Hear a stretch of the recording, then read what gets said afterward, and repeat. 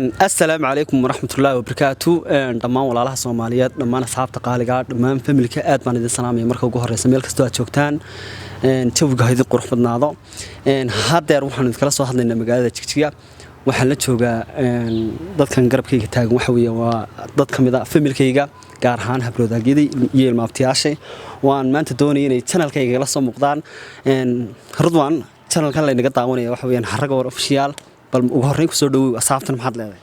waan ku dhawahay channelka Xarago official asxaabtana waxaan leeyahay aad baan idin salaamayaa asxaabta ku xiran channelka Xarago meel kasta joogtaan waxaan leeyahay salaanta islaamka idinku salaamay assalaamu calaykum cabdi saaq soo dhawow channelkayga maxaad leedahay asxaabta waan ku soo dhawahay channelka waxaan leeyahay asxaabta assalaamu calaykum waraxmatullaahi wabarakaatu marka ugu horeysa waan salaamayaa waxaan leeyahay jooga ni qurux badnaado sidoo kale walaalkay Cabdiraxmaan Xarago waan soo dhaweynaynaa waxaan leenahay channelkaaga iyo asxaabta kugu xidhan waxaan leenahay waan salaamay waan soo dhaweynaynaa goobtan sharafta leh ee quruxda badan baan igu soo dhaweynaynaa ee Jigjiga ee maanta ay tahay goobtii kugu horeysay inaad timaado waad maasantahay soo kale adiga asxaabtaada iyo followerska kugu xidhan baan soo dhaweynaynaa aad baad maasantahay Cabdirasaaqow dhankaas waxa xiga عدنان محل leedahay waxaan leeyahay asxaabta Cabdiraxmaan Xarago ku soo dhawaada channelkiisa waxaan leeyahay like-ta comment-ka share-ta inta baa nala dhaafina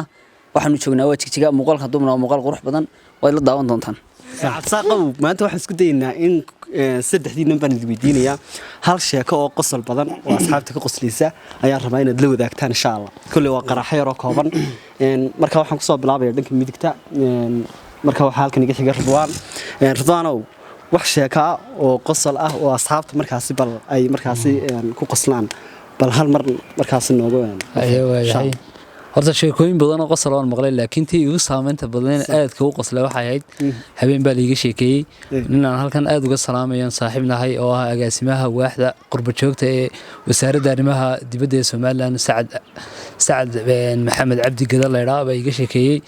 saddex madaxweyne safar wada galay diyaarad bay wada raaceen markii in diyaaradii wada raaceen ee waxaan ku safarka weerarey bay sheeko bilowdeen sheekadii soo socotay buu waxa bilaabay walaal madaxweynaha Mareykanka oo yiri waxaan dul maraynaa buuri New York markaas lagu yiri ay labadii kala ku yiraahdeen maxaad ku garanaysaa horta saddex madaxweyne ee safarka wada galay waa madaxweynaha Mareykanka iyo Ruushka iyo madaxweynaha wadamadan Afrika mid kamid ah ka socda markaas uu yiri New York ma dul marayna markaas guuraan labadii kale maxaad ku garatay inaan New York dul marayna wuxuu daaqadan gacanta kala baxay fooqay qidaaray New York ma taabtay hayba leeyahay in yar markay socdeen ee sheekada isku daba dhacday buu haddana kii kale yiri Moscow dul marayna iyo caasimadda Ruushka markaas labadii kuna maxaad ku garatay wuxuu yiri gacantan la baxay barafkii Moscow baa gacanteeda ku daay kii saddexaad Afrika ku socday baa lagu yiri waa markuu socday buu yiri ana wadankayga dul marayaa oo wadamadan Afrika mid kamid uu magacaabay ma doonayna magaceeda sheego markaas uu maxaad ku garatay wuxuu yiri gacanta la baxo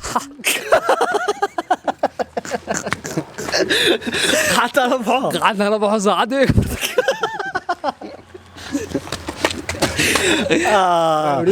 astaghfirullah anta dibadda la baxo saacadii iga furtay buu yiri saasan ku garatay markaa inaan dul marayna wadankii Afrika kamida sheekooyinka ay ugu saameynta badnaa ee aadkan iga qosli thank you so much waxaan rajeynayaa asxaabta qaaliga inaad qosasheen wari sheekooyinka waa socdaan dhankan kale waxay naga xiga Cabdirasaaq oo isla wari inoo jooga meesha Cabdirasaaq oo balaadna ka soo dhaweey waan ku soo dhawahay anoo sheekada madaxweynaha waxa ku haysta Ridwaan madaxweynayaasha kumid ku saabsan weeyaan sheeko waxaan maqlay meel ka akhriyay buugaas maan arag laakiin waxa la yiraahdaa the Africa is the part of the hell Africa waa cadaabta qayb kamid ah oo here aakhirey u dhowdahay marka waxa la yiri waxa ku kulmay meel aakhira ninba wuxuu sameeyay image buu sameeyaa muuqaal buu sameeyaa wuxuu yiri Bush iyo Meles ayaa ku kulmay Africa aakhiro ku kulmeen markaas wuxuu yiri maxaad u baahan tahay telefoon la wacni walba dilkiisa dalkaaga lagu wacayaa waxaad qabyahaayda ka qabyaha baad weydiinaysaa Mareykan Bush baa loo garaacay Mareykan hello America uu dhahay markaas waxa ka qabta Obama hay did you catch Osama bin Laden maad qabateen buu ku dhahay yes we killed him bayden waan dilayba bas uu jara waa 5 seconds buu hadlay 5 seconds malas baa yidhi haya adna garaaca dalkaaga Ethiopia hello Ethiopia buu dhahay waa laga qabtay markaasuu yidhi abbay ma dhamayseen buu yidhi arab ma naga dhamayna ma dhawo yidhaahdeen maxaa jiro adu problem oo dhan baa loo sheegay ka waran dalkii uu waraysto wuxuu hadlay 5 minutes buu hadlay waa 5 seconds iyo 5 minutes kadib waxa la yidhi lacagtaada iska keena bush waxa lagu yidhi waxaad keentaa aduu $5 keen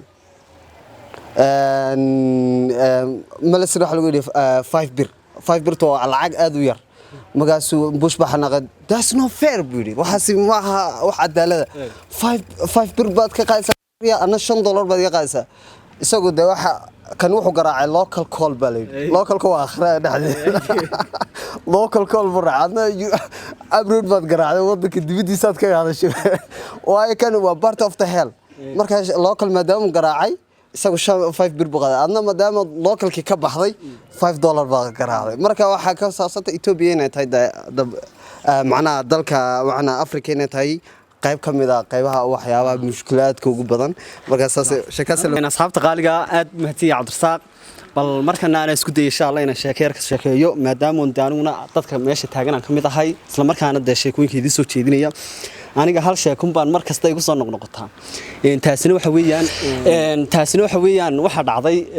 horta xaafad baa waxay lahaayeen nin tuuga moogtay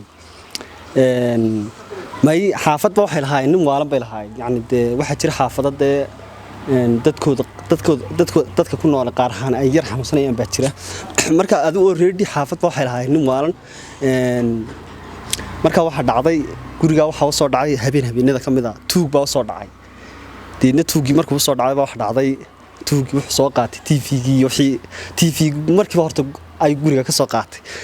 kadib markuu TV-gi soo qaatay ayaa waxa arkay ilaa dadkii kale oo dhan wada jiifaanay ninkii wallaay de xaafadda dhex joogay de uu daba cararay maanta oo dhan buu eryanaya ninkii uu yaabay wadno dadkii caadiga ah ka har jireen ninkan maxaa ku daba dhigay wuu cararay adu ugu dambeyn markuu ninkii TV-ga qaatay iskii u xiiqay iska istaagay kadibna dhab buu siiyay deedna markaasuu ninkii wallaaba intuu bahal dharbaaxa web kaga siiyay ay ku halkeed ku carreysay maanta oo dhan baan remote kula soo daba ordaynay markaas ninkii yaabay saacadii badbu qaslayay ninkii dhanaayay soo daba carreeyay laakiin maanta uu ku qabto koob kaaga siinaya babkaga sii guri remote kan maanta oo dhan kula soo daba carreeyay halkeed ku ordaysay marka sheekada aan maba ilaawaba marka asxaabta qaaliga aad baa u mahadsantiin ugu dambeyn kulli muuqaalka waxaan ugu talagalay in sheekooyinka ayar gaaban ee qaraxada ee qosolka ah inaan idin soo gudbino halkan aan kala soo hadlayay jibgan aad ka qurux badan ka jira waxa weeye magaalada Jigjiga ma sha Allah Jigjiga way barwaaqaysatay alxamdulillah aniga laftaydu waa markii ugu horeysay mid de asxaabtayda iyo familkayga aad bay igu soo dhaweeyeen waan ugu mahadcelinayaa ugu dambeyn waan salaameynaa idinku maxaad leeyihiin waxaan leenahay asxaabta aad baan idin salaameynaa channelka subscribe comment like share inta baa ka iloobina Jigjigana waxaan leenahay cid kasta imanaysa ku soo dhaweynaynaa aad baad mahadsantiin asxaabta waxaan leenahay channelka waa inaad like iyo subscribe aad u saartaan soo kale waxaan leenahay soo dhawaada dhammaan wixii imanaysa jigjigadii hore maaha Soomaaliya way isku furan tahay image-ka xumaayad ka haysateen way dhamaatay marka soo dhawaada waa leenahay waan igu soo dhaweynaa inaga waxaan leenahay asxaabta ku xidhan channelka waxaan leenahay subscribe saara aad baad mahadsantiin wassalaamu calaykum waraxmatullaahi wabarakaatuh